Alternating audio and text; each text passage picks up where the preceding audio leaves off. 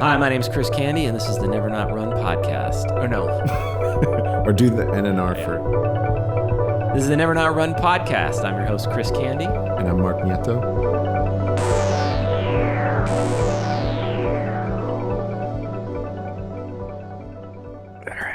All right. Whenever you're ready. Oh, I was born ready, Mark. Oh, feels good to be back. We're back. This is the episode. Here we go. Let's dive into this. Episode 24 of the Never Not Run pod. I'm your host, Chris Candy. And I'm Mark Nieto. What's up, everybody? We are back. We have so much to catch up on. I think Rudy was the last episode. Yeah, and was that February or January? When was that? I know, man. I feel bad. Obviously, we do this as a labor of love, but a lot has happened. Sometimes you just got to get out there and run as opposed to pod about it, you know? Right. Got to collect material. Plus, we've been really busy with other stuff. Is there anything you want to go over? What were you doing in that time? I moved. Ryan and I got a new place out in Studio City, so I'm out in the valley now doing runs out here. I trying to think what else. Work slowed down with the writer's strike going on, so I've been spending more time over at the skate shop, finishing up projects. You know, it's been enough to keep my plate full and also kind of, scramble to get some new job stuff cooking. So yeah, it's definitely been, a wild time, but it's also the perfect time to go running. In the midst of all of it too, I've been jumping rope a lot. I've been really into jumping rope. I got a RX jump rope. I've got this weighted jump rope, and it's called the Poseidon. And I've been doing that quite a bit actually, and I really like that workout. It feels really good. Shout out to Bill Maeda, who was talking about the jump rope. I actually went and bought a jump rope immediately after that episode, and it's still in the package. I haven't used the jump rope once, but I have this. I do have like a fantasy that I will become a master jump roper. Dude, Bill Maeda is going sugar free right now. Did you see that news? Yeah, actually, it's funny you mention that because Tamara and I just watched a documentary called Fed Up. Not long before he made that post, and it's all about basically the FDA, the food industry, and how they pump sugar into all of our foods in the US kind of as a flavor substitute because there was such an anti-fat, low-fat movement, and maybe it was well-intentioned. I think a lot of people thought fat was very, very bad for you, and so in order to, when you remove fat from food, you basically get rid of all the flavor. So to compensate, they just added corn syrup and sugar and all that stuff. So it's a really interesting documentary. It's also crazy because they mentioned that this is the first time in human history that more people have died from overeating than from like malnutrition. So it's pretty wild. But yeah, I've been feeling weird about it too, just because when I was training I was eating so much sugar, so much of the gels and stuff, all of that is just basically sugar. And I felt like my body was adapting to like run off of sugar. And then when I stopped training, or when I at least like lowered the training down, I was still having those sugar cravings. So it's I know, addictive. it's crazy. Yeah, I have two locations in my life right now where sugar is kind of a part of the equation. One is going into Rip City, the skate shop I work at. Like there's always like Hershey's Kisses or like M&Ms like there these days. And then when I go to KXLU to do my show, they just have like a jar full of like Twizzlers and Skittles, and I'm just like my mind is like adapting to going to those areas, and I start getting this sense of, oh, there's going to be sugar here. Mm-hmm. It's like a full-on drug addict. Well, it's like that episode of Seinfeld when Elaine gets hooked on the sugar rush for all the birthdays at the office. Oh yeah, and then she goes and gets the cake at the end of the episode or in the middle of it. Yeah, it's so true. You just get this essence of sugar. Man, you really like. I just had like a vivid flashback to being at KXLU also, and just that same feeling of walking in and seeing that jar of candy, and when it was chocolates, you were like, it felt like it was a special day. Like you had kind of got hit the lottery. Well, now that the pandemic kind of, it's definitely not over, right? But like a lot of, there's definitely a lot of things that have adjusted as, and then KXLU and my radio show is like the last thing that came back online. So I just went back there like 2 months ago to do my radio show. To the listeners, Mark had a radio show there for years. We both went to college at LMU, but they're a lot nicer now. So there's always sugar there. Like it was before, like you were saying, like you'd show up and there'd be like a half-eaten bag of tortilla chips and like Some an Jolly old, Ranchers, maybe if you're lucky. yeah, and you'd find yourself just eating this like weird snack. But now it's actually pretty good because they're like taking care of us up there with the sugar. But anywho, Bill Maeda is sugar free. I am not sugar free, but we are back. So much has happened, man. Yeah. I say that because we're back in a big way. You and I have both gotten a lot of miles in, a lot of challenges. I kind of wanted to touch on everything in this episode because to the listeners, we're going to get back into some really cool interviews. I've got some ideas for some guests in the summer, and I just kind of wanted to celebrate kind of what we got through. And I know that we had some group runs for NNR and Joggy and Windpipe. We did an Earth Day 5K. That was super fun. Um, and then I had the LA Marathon. You had a marathon, and then you had your ultra that you went for. And a lot of running, a lot of training. And I kind of wanted to just back it all up and kind of go in order with it all and then go from there. So basically to set it up, Mark and I were both training for prospective races. I was going back for LA Marathon, and Mark, you were going for what race was it called again? The Canyons 100K. Okay, so two different distances for sure. But I think since we took our break, we were both kind of in deep training. So Mark, why don't you explain kind of your training program leading up to it, and then I'll go into mine. Yeah, well, it depends how far you want to go back, but basically, um, I'd gotten COVID at the beginning of the year, or I'm sorry, at the end of the year, around at the end of 2022, and so really started training seriously, really on the 1st of January. I mean, that was kind of I had signed up for Canyons back in the fall, and so yeah, just began my training and I actually started working with a coach for the first time, and it was a really good experience because they basically helped me come up with a plan, with a framework to help prepare me for going that far. Because I had a vague, I mean, I'd obviously kind of done a lot of research and had a vague understanding of what it would take to get that far, but yeah, I was really I had like some worries about like getting injured, and I just wanted to make sure that I was like doing the right things in terms of nutrition and taking care of my body. And so yeah, they helped me come up with like a really solid plan. Shout out to Ron Hammett, that was the guy I worked with, and yeah, it was really, it ramped up pretty quickly. I was like pretty, I thought I was maybe in better shape than I actually was. but we had kind of set up a kind of a test race in the beginning of April to test my fitness and to try out some of the gear and make sure the nutrition was on point and stuff. And so that's the marathon that Chris was referring to. And that was actually just in our backyard up here in the Oakland area. And that was cool. That was a really fun small race. It was like basically the trails that I train on every day. So it was fun to like be in a kind of race environment. And it was also because it's kind of like a city park. I mean, think of like Griffith Park or something. There was still a lot of people just out and about on their Saturday weekend walks with their dogs and stuff. And so you'd be running past families and you had a bib pinned to your chest. You just felt like a psycho.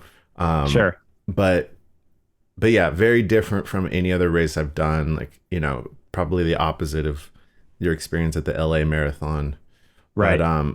rewarding nonetheless. And I made a post about it because I think it's like a very cool thing to like seek out some of those smaller races in your area, because it's just got a totally different vibe from from the bigger races, especially the bigger road marathons. I mean, there was 25 people in my race, so Wow. it just felt cool. Like you get to the end, there's a barbecue, one dude manning a barbecue with like a cooler, ice cooler full of like beers and sodas and stuff, and it just felt like basically everybody got a medal, like Yeah. because there just was like that so few people that it was really easy to place, but still, yeah, I just really I know that LA has some races like that, especially like unsanctioned, and people like that are putting on some more low key runs and take the bridge like the one you've done.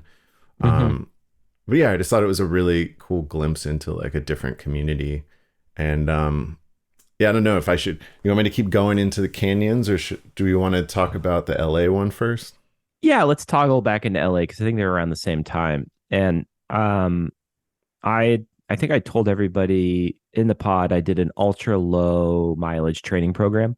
Because I'm still in this place where I'm continuing to lose weight, and I definitely could tell when I run that my body is capable to do it, but it doesn't like to go after its reserves when it runs. Like I just kind of go into this like hold state. So that's why I'm jumping rope right now, and I've for the listeners too, I've run since I was in college. I've run for a long time, and I just think my body's super used to it, and I still love it. Like, kind of came to this conclusion that like running is not for my fitness anymore, but it's really for my like mental health, and it's for real like stress management. I feel like it just does so well for my mind and my body. I love how it feels, but um, I wanted to go in and try and do like a low mileage training plan where I didn't wreck my body to get to the marathon. And I was terrified, because yeah, I think leading up to the marathon, my long run was 18 miles. I think that was like the longest I had gone, and I'd only done it once. I had missed a week. I had like poorly planned the training. It was just kind of like the polar opposite, I think, of a well planned out training plan. Because So normally you would do what, like a 22 or 20 you get before. up to, yeah, you get to a 20.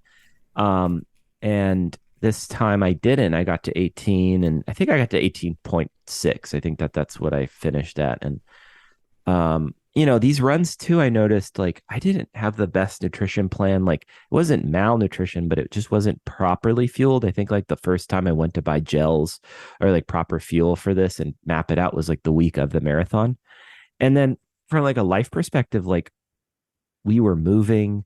Um, we had to move in with my mom for a couple weeks. Like we just had like a bunch of like life stuff happen. So LA Marathon was actually kind of at the bottom of my list of things to get done that week. And I'd never had that happen in my life where like such a big monumentous race was like really like the last thing on my list. And so I bought a pair of Ultra Olympias, Via Olympias. I ran the 18 in those. They're okay. I don't love them. I don't hate them. They're like an Ultra Max shoe, kind of a zero drop flat. I like the width and the toe box. That's the best part about it. And then I went to the marathon and I had a blast. It was a great day. It was super cool. It was honestly like energetically, everything was on my side that day. Cool out, a little bit of a drizzle. It wasn't hot. It was a perfect day for someone who maybe was undertrained. And the only thing that happened was like I have to really figure out the digestion thing because like I never have, but tried to go to the bathroom before I went, kind of did. Then at mile 7, I was like very spacey. Like I felt like I was almost felt like I was delusional or was going to pass out. And I panicked at mile 7. And I remember I saw Howie from Silver Lake Track Club and he gave me a shout out. And it was after that, I'm like, I don't think I'm going to finish. I really don't think I'm going to finish this race. And I kind of had like a mini, like, pain cave meltdown. And I said, all right, like, take a knee one step at a time here. Went to the bathroom and I came out and I said, all right, if I could do this next mile, let's just go mile by mile and see what happens. And then before I knew it, I was like 22 miles into my race. And it was the most familiar, awesome LA marathon I'd ever run. I still ran it at the exact same time I've run the last 3 years, which is so slow, guys. I'm a really, really like, I'm a good paced runner for 13 miles and I just get slower afterwards. So I ran it in 6 hours, 10 minutes, but it didn't matter to me the time because I got the most out of this race this year because I could do it. And I didn't feel at the end of LA Marathon um, beat up or like fatigued or like wrecked. I was ready to keep going. So in a way, it just felt really satisfying. I just had a great time. And yeah, just shout out to everyone who helped me along the way. And it was super fun to do. So I had a great time. So, and that was kind of my last major race and it probably will be I really what I want to do. I'm not as interested like right at the moment about doing any more organized races, like maybe some half marathons, but kind of more interested in just doing weird long runs on my own or with friends like in LA. Like I want to like run from my house in Studio City to like the beach, Mhm. but like but go up like Mulholland Drive and do like a Mhm. crazy hill climb. Like I want to do like weird journeys. Like that's kind of what I think the summer is going to look like for me. So I finish LA Marathon and then you go into your marathon. And then why don't you catch us up then to um, your 100K? Not long after the race in Oakland, I started to feel a tinge in my ankle, a little kind of basically a little pain. I don't know if it came from like an ankle roll. I've never really had issues with my ankles before, but yeah, it was like I just started getting this feeling like kind of like when you have to pop your joint or something, like you feel like your joint's kind of stuck in a Yeah, position. sure. I felt that, and so I kept running on it. I was still doing the training, and then one day it just really lit up and started flaring up with pain, and I was like, "Oh no!" And this was maybe 3 weeks or so out from the 100K, and so I just started trying to diagnose what was wrong. I couldn't quite figure out exactly what was wrong, but I was trying to do different kinds of PT and strengthen it and also just give it time to rest. So I was doing a lot of like Peloton, like indoor biking and stuff like that to just anything that would kind of take pressure off of that joint. And it just wasn't really going away. Like it had subsided a lot, but it was still there. And Mm-hmm. I was getting really nervous that I thought like, oh, I'm not going to be able to do this race. And I'd even looked into seeing if I could get it refunded or maybe push back to next year, but it was too late for all that.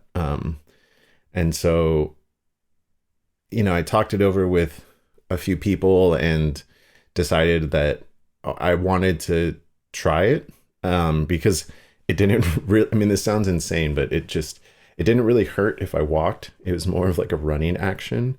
And Sure. so the analogy I was thinking about was, it's like you have a bucket and, you're constantly putting small pebbles in it. And maybe if I run on it, that would be a bigger rock. And so it's all about trying to avoid the bucket from spilling over. So I was basically trying to hold back. That was my plan, at least, was to hold back as much as I could. And I started doing like power hikes, like kind of just seeing how fast I could walk. And Sure. I was able to cover, I was doing like 14-minute miles on the Really? flat, just like power walking. And so I thought, okay, like if I can do that for 60 miles, then I'll finish, and because the cutoff was like 20 hours. You just had to cover the distance in 20 hours. And I thought, oh, I could totally do that walking, Yeah. that should be no problem. Um, so then, yeah, I just decided, okay, that's going to be the plan. If I just stay on top of my nutrition and hydration and just kind of make sure to like push myself, stay on top of my pace, keep an eye on my pace, like not spend too much time in the aid stations, I think that I can do this. And it kind of goes back to what we were talking about with Rudy. too on the last episode about how much of these longer races are about planning Yeah. and coordinating. And like thankfully Tamara was on board with helping me out with this race, and so we had to coordinate when she was going to meet up with me and bring me like to refill my nutrition and stuff like that. Wow. So we had to do all kinds of, like, I had to map out the course with her, and there's spotty cell reception, so it was just a lot. It took a lot of planning and a lot of work. And so the day came, and what's also kind of interesting about this too is that Tamara for my birthday got me a pair of Nordas. So I had a pair of new shoes, and I did one test run in them, or like test kind of hike, and they worked out really well. And I like made this last minute decision to wear those shoes, which normally like everybody would tell you, like, you do not want to try out new gear on a race day. But yeah, I had some backup shoes just in case. Like I had Tamara I kept some backup shoes in the car, so if like it started going south, I could swap them out. But yeah, I ended up wearing new shoes for the race. And so the race starts at 5 a.m. It was an amazing setup. It was in the middle of downtown Auburn, which is like an hour east of Sacramento. It's a really, really famous kind of endurance town. It's known for being the finish to the Western States 100 race, which was like the first 100-mile foot race. So there's like a lot of history there. And like you just walk around the downtown, and there's like signs about it being the endurance capital, and signs about the history of Western states and all this stuff. So it was cool just to visit the town. It's got this kind of gold rush downtown area too, where it feels like you're walking through Tombstone or something like that. I was gonna say, yeah. So it's the day of the race. We start making our way, and it was a really cool experience because it was put on by UTMB. They got bought by Ironman, so they're really going hard in the trail running world. They're buying up all of these trail races, and they're all kind of being feeders into the UTMB circuit that's in Europe. So this was like pretty posh in comparison to the other trail races we've done, and especially the one I was doing in Oakland. It's very different from like the Death Valley Trail Marathon, like but it was really nice, really organized. So the race starts, and one of the things I was most nervous about was the pressure I was going to feel to run at the beginning, because the last thing I wanted to do was like run off the starting line and then immediately blow out my ankle and then just have to quit. So I just told myself, like, just walk. Whatever you do, like, don't let the adrenaline get the best of you. Just stick to your plan. And so I started, I basically let everybody pass me. And it's a long way out of town. It's like a mile. You run through the streets before you get to the trailhead. So it's a mile on the street. And so I'm just walking. People are passing me and passing me and passing me. And it's still dark out too. And so I don't even have my headlamp on at this point. And we finally get to the beginning of the trail, and these two runners come up next to me, and they have their headlamps on, and they're like, "How you doing, buddy?" And I'm like, "Oh, I'm good. Just like taking it easy on the pavement, just walking it out." And they're like, "Okay, well, we're the sweepers, so you might want to like get a move on." Like they're basically the ones that are like making sure that nobody gets left behind, and like if you're not staying on target, then they are, they're gonna kick you off the course. And so it's a little bit of foreshadowing, but yeah, I just kind of laughed it off, and literally at that point I was the last person like in the race, and that was a weird feeling too, to be like, yeah, I'm like in the absolute back. But the cool thing about this race is that there was a lot of hills, a lot of climbing. And so that's where I really felt like I was well prepared for the race. Because on the climbs, I had all of this stored up energy basically and was able to really let loose. So like every time I got to a climb, I felt like I was just passing people, passing people, passing people, and really moving up in the field, even though I was still very much in the back. But I was like slowly making my way up, and I was actually feeling like I wanted there to be more hills, because that's where I was really like, it didn't bother me, it didn't bother my ankle or whatever, and that's where I was really like making up time and making up ground. And yeah, I just kept an eye on my pace, and I was like, okay, I'm gonna finish. Like my plan was to finish around 16, 17 hours.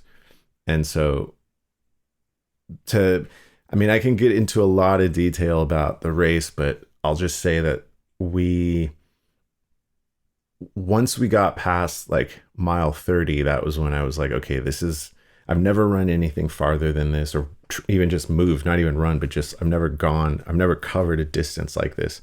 It also ended up being a really, really hot weekend. It was like there was a crazy Right. heat wave. So it ended up being in the 90s. And there were certain sections that were just on paved highway, and the aid station volunteers were like, welcome to Badwater Canyons. And it really felt like it just was the closest I've ever felt to being in a Badwater type race, where you're Sure. just like, you feel the heat coming off of the highway, and there wasn't like cones or anything. In fact, I actually saw there was one woman in front of me who was in really bad shape, and she almost missed the turn off to go down to one of Oh, the aid stations. And I was yelling at her like, you missed it, you got come back, it's down here.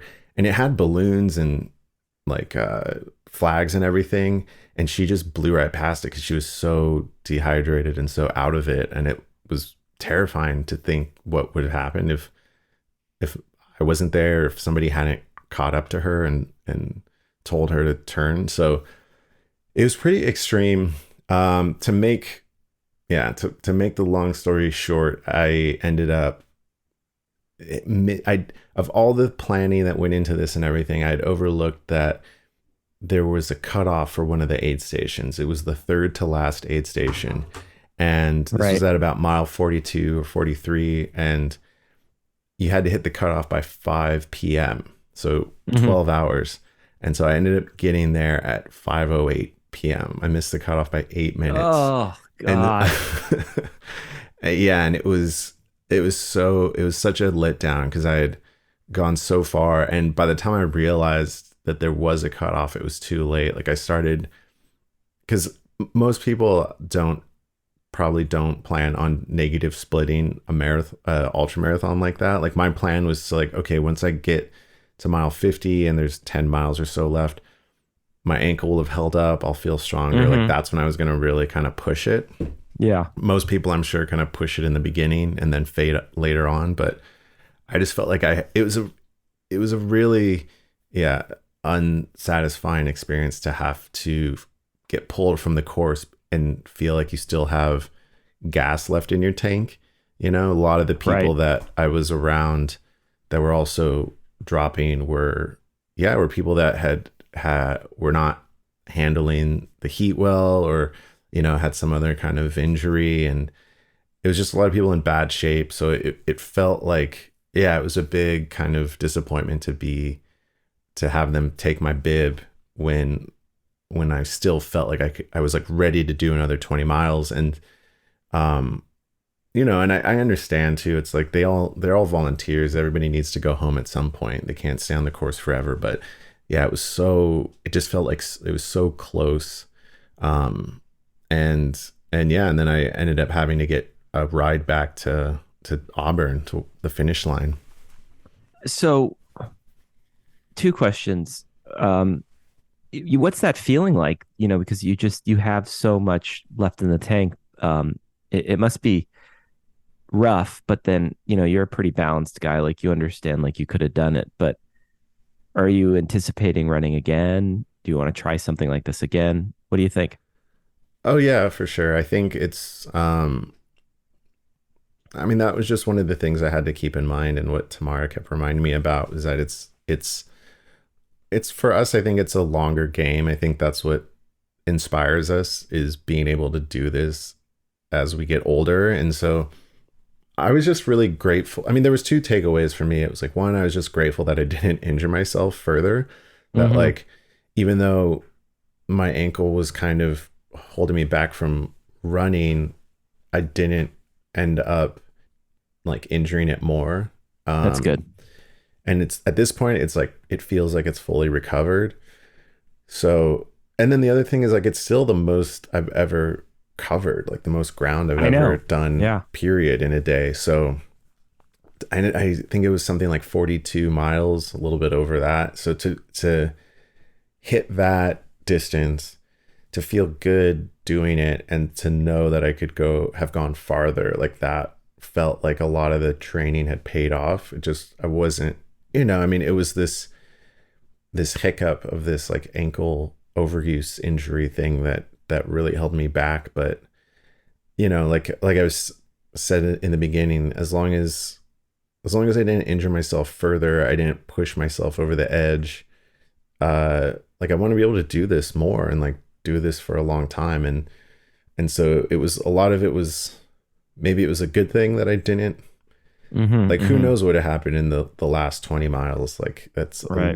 still a long time. And um yeah, I guess I was just kind of grateful to get off the course unscathed and to have had that experience because when I decided to do it, that the number one priority was to not injure myself further, Sure. and Sure. then like, so I was prepared to drop at any point if I felt my injury flare up again. I was like, I'm not gonna risk it. Like I'm like the Right. next Right. aid station. I'm dropping out. So I went into it with that kind of mindset, which isn't very Goggins of me. Like maybe he would have just like wrapped a bunch of duct tape around his ankle, but but like I don't. For me, I still want to have a life, on top of this, and I just don't.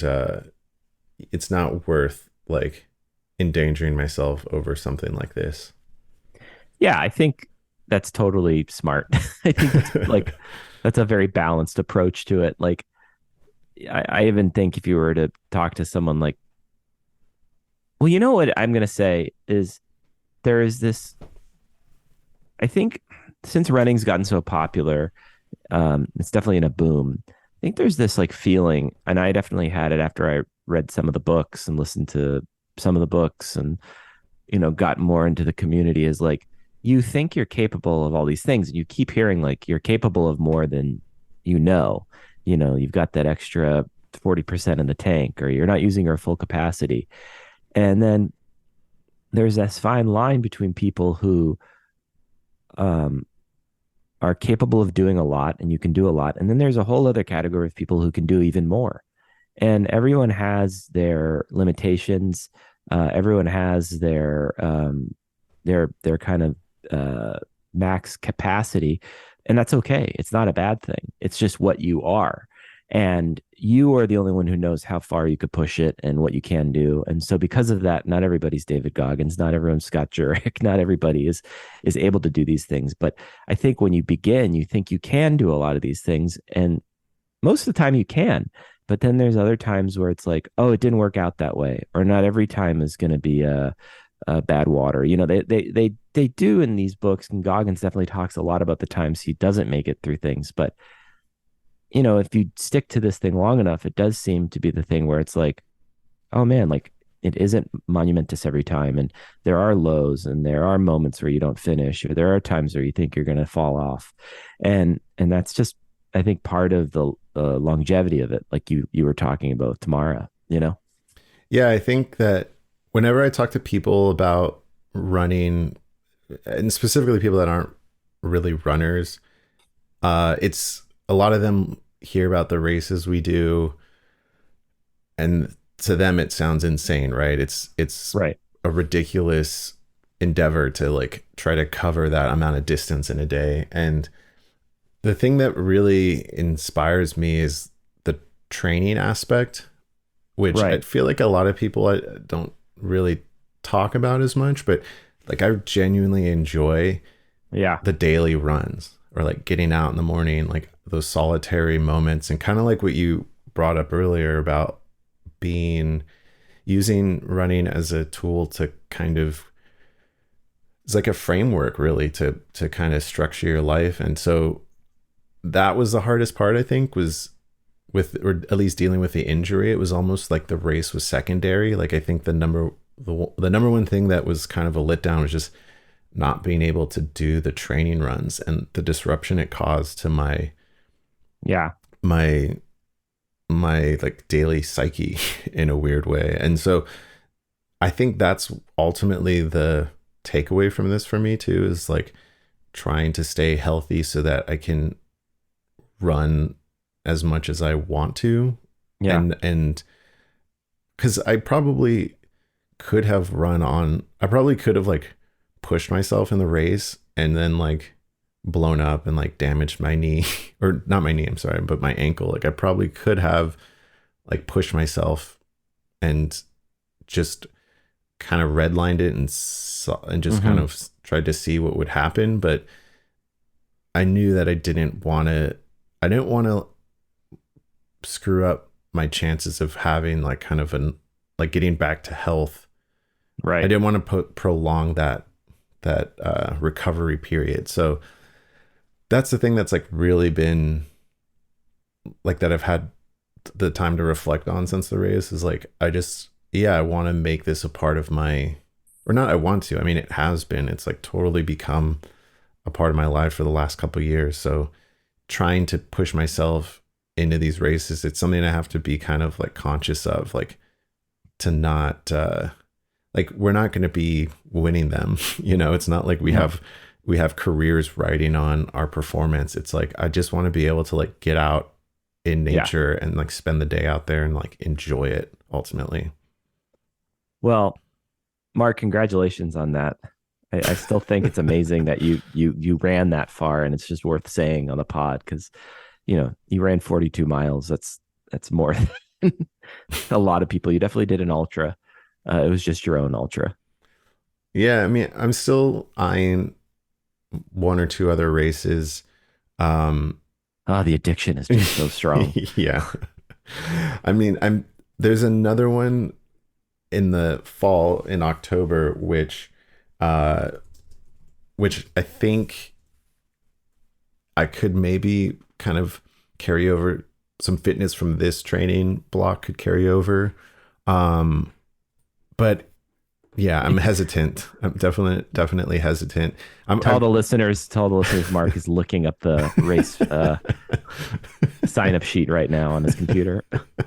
well, there's I'm technically signed up for uh two races already.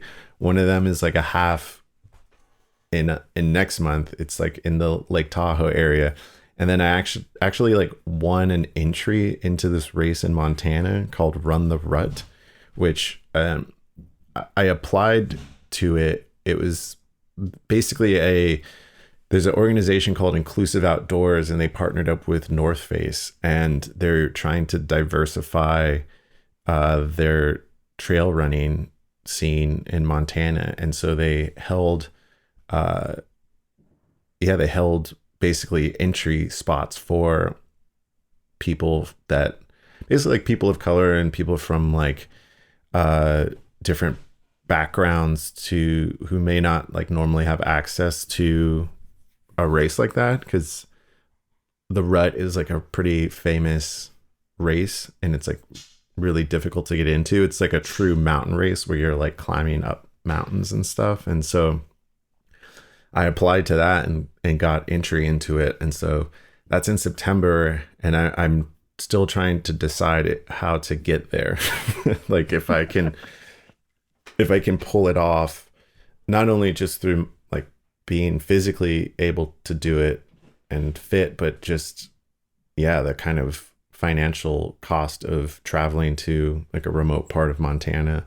So yeah, I'm like contemplating a few different, I guess schemes to maybe like potentially raise some money to help me get out there, but we'll see.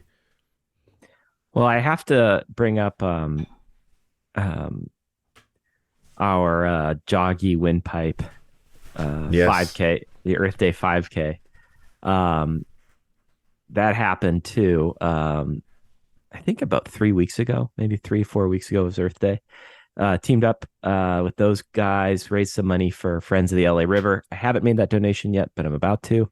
We made about like $300 for them, which was super cool. Nice. And I got to meet actually one of the ladies who works for Friends of the LA River. They were doing a cleanup that day. Um, and it was a funny race. There's a funny story behind it. And here Okay. it is. Yeah. You teed it up So, yourself, Chris. so we went into this like whole process of designing this hat for the race, and we still have the hat. It's for sale. Proceeds will go to Friends of the LA River. It's on the web shop. And so Ryan and I just moved into this new neighborhood, and it was the night before the race. It was early, right? It was like, I don't know, 5 o'clock, 6 o'clock. And our neighbor is this Armenian man, and he loves to barbecue. He's always barbecuing. So he invited Ryan and I over last minute to just come over and have a drink. And I was like, all right, fine. And so I go over there, and he totally like, he's the sweetest guy, but I totally cower to everything he offers me. Next thing he knows, he's giving me shots of Johnny Walker. I don't drink whiskey, just for the listener. I ended up getting pretty toasted, right? And so I'm like, all right, I'm gonna go to bed pretty early here. I'll wake up, I'll be fine. I was not that fine then. So I like muscle through to get the race done. And on top of it, it's like the hottest day in LA to date since all of the drought. So it was the first hot run I'd ever gone on either, also. So Jesus. I'm basically nursing this like whiskey hangover, so I feel miserable. And then it's like the hottest day ever. And that unto itself was harder for me than the entire fucking LA marathon. Like go like it just goes to show obviously how you have to take care of your fucking body, which I normally do these days. Um, it also just showed how I cowered under pressure so fast, how weak I can be, and how I love pleasing people. It's really dangerous. I just like want to make people feel good. And Hmm. I totally don't advocate for myself when I do that.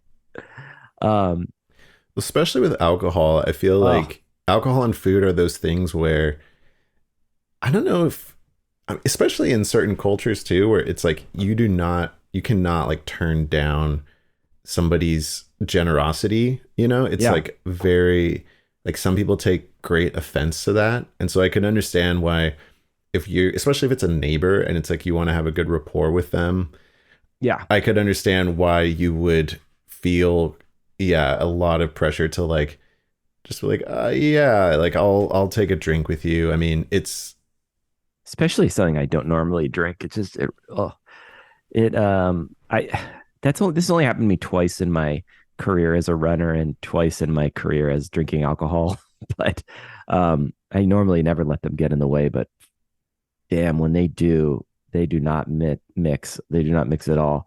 I've been hitting a lot of athletic bruco these days, I'll tell yeah. you that much. I've been on a pretty fun We NA need to train get a recently. sponsorship from Athletic Bruco because Oh, dude, I had another one actually. There's a company called Better Days. They're pretty good too. There's the NA beer game is off the charts these days. Um, my favorite one is still I think it's Erdinger or Edinger. mm, It's like a German, I think German beer hmm. brewery. That's, I mean, they've been around for a while, but yeah, I got hooked on those in the UK, and they're a little bit harder to find here, but those have like a really good taste to them.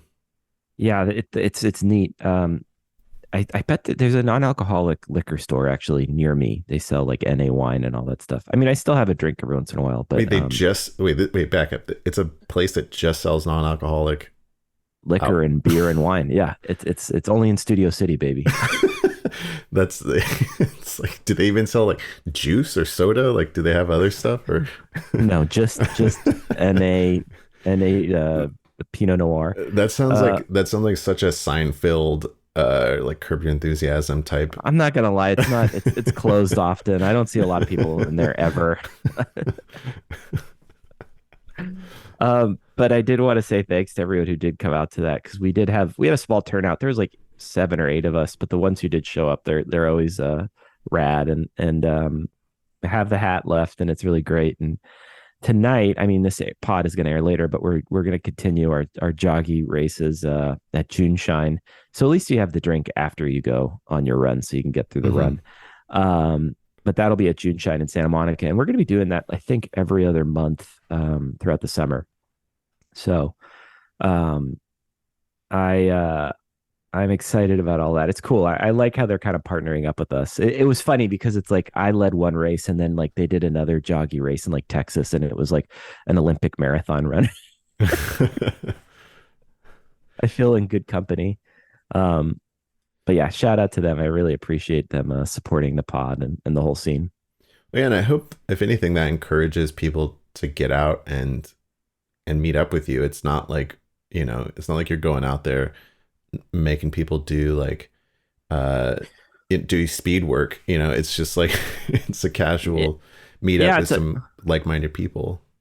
yeah, definitely. You meet some fun people, and you know, for us, we're always trying to raise some money for someone, and I think again too, what I love about running and what I took away from LA Marathon and what you think we're talking about is with your races was the community that's involved, because that's always what just like re-inspires me is when I get out there and I see all the different types of people running around, and how we're all kind of like bonded by this thing. And it's so cool.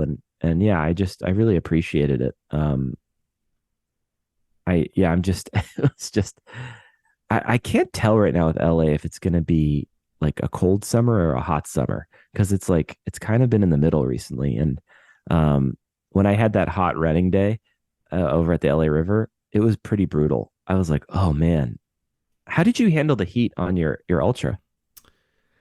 I mean, I think I just tend to do better in heat, honestly. Like I'm a wimp when it comes to cold. Like I can't. Mm, I think that's just from growing up in LA in Long Beach. Like I just I wouldn't say I perform better, but I know that I can handle heat a little bit mm-hmm. better, especially dry heat. Like like I couldn't even really tell you what it's like running in humidity. I don't think I've ever done it, um It's but chafing. yeah, but I just honestly the only thing that I really did differently was I brought an extra bladder. So I had it was a and that was another kind of weird quirk to the whole thing is like I hadn't done any training runs with a backpack bladder. Like I just had the two flasks in front and was pretty good about kind of staying on top of my hydration like that. But then I realized like if it's in the 80s and 90s, like I'm going to be sweating way more. I'm going to need like a ton of water. So that was like an interesting thing to Oh another yeah. another reason why I was like I just need to take it easy, take it slow because I was carrying all this extra weight. It was kind of funny too because at one point there was a section of the course that's like a big lollipop where you run out, do a loop, and then run back on the same track. And when I was starting that lollipop, the kind of the front of the race, the elite pack was like coming back on the same trail. So I crossed with them and it was amazing to see like some of these people with like literally nothing. Like they just had maybe one flask or like a gel Right. and they're Right. like some of them like had their like shirt off too, so they're just like it's just like seeing a dude in like a pair of shorts like and you're just like, man, how are you managing this like heat and staying on top of I mean, they must just be so kind of operating right on the edge of like, I know exactly how much water I need, how many calories, but like, meanwhile, I'm wearing like a Solomon vest with like two flasks, a bladder, like 2,000 calories of worth of gels and like cookies. Like, like I just look like I kept imagining that I was just like one of those guys at a baseball stadium that's selling like peanuts and snacks and stuff, like chips, nuts, stuff like that. And like, just like ready to throw it into the audience. Like, hey, you guys need anything? Like, can I help you? Like, like it was pretty wild. So, uh, but that was a cool part to see like and that's another thing too that I like about doing these types of races like trail races especially is like it's one of the only sports I know of where you are literally on the same track with like the pros, and obviously you're not, I'm not competing with them, I'm not at their level, but like, you know, it's like getting to drive your Toyota Prius on like a F1 circuit. Yeah. You know, like The test, the game is still the same. Everyone's playing the same video game. yeah, like you're getting lapped, you're on the same track, but like it's still kind of cool to be on the track with them, like Yeah. they're speeding past you. So that was a cool moment, but yeah, it was like I just was like weighed down with all this stuff, and because I was moving slower too, I just had to like bring extra calories, extra water, all that stuff. And it was a public, it's just, you know, it's public land or whatever, so people were hiking. And then at one point too, I remember I passed this dude hiking, and like I said, I was going out, and like a lot of the runners were starting to come back and passing me and going the opposite way. And this asshole he goes, "Hey buddy, I think you're going the wrong way, like everybody's going the other way." And I was Yeah, like, thanks a lot, jerk. yeah. I was like, no, I know. I just want to spend more time out in this hot sun. You know, just really trying to get a nice Fucker. tan going. I mean, I think he meant it in good fun, and I had to laugh about it. But yeah, it was. You're ready to kill him. Yeah, yeah, I was ready to shove my pole through his neck. Oh God. Well, I think at that I mean, this is a perfect place to end, I think, this one. Is there anything else you wanted to cover? No, I mean, I think we've caught everybody up for the last few months. I'm sure there's going to be more updates too, but yeah, I'm just happy to like share my story. And I don't know. I think one of the nice things about doing this pod is that we get enough people listening that I think it, maybe it'll inspire somebody to try to up their. I mean, I hesitate saying that because like I don't think anybody should.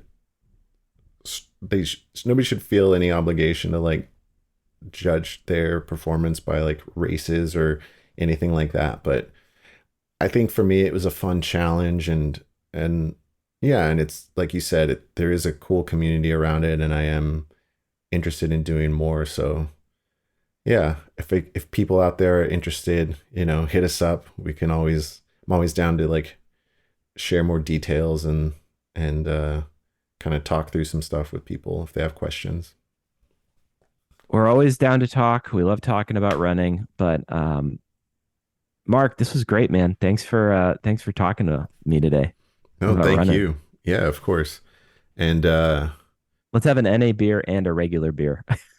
yeah.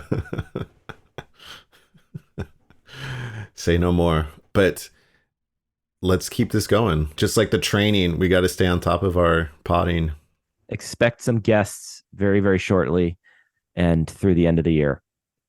This was episode 24 of the Never Not Run Pod. I'm your host, Chris Candy.